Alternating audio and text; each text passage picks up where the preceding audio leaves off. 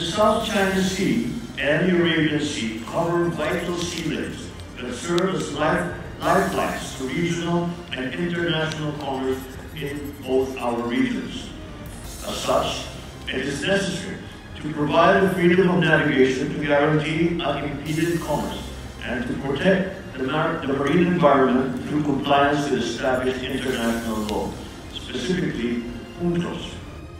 Dapat matiyak ang malayang paglalayag sa South China Sea at Arabian Sea sa gitna ng geopolitical tensions.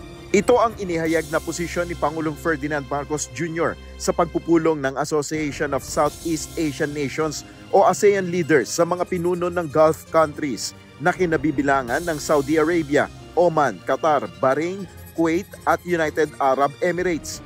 Ayon sa Pangulo, hindi dapat mahadlangan ng anumang tensyon ang malayang kalakalan sa mga rehiyon. Nagpahayag din ng pagkabahala ang Pilipinas sa patuloy na military operations sa Gaza Strip. The Philippines is gravely concerned over Israel's ongoing military operations across the Gaza Strip, which have resulted in the continued rise of the death of civilians, including women and children, and further exacerbating the dire humanitarian situation on the ground. The Philippines calls upon all parties to adhere to their obligations under international law. Pinangunahan naman ni PBBM bilang chairman ang pagpupulong sa 16th Brunei, Indonesia, Malaysia, Philippines East ASEAN Growth Area o BIM-IAGA Summit.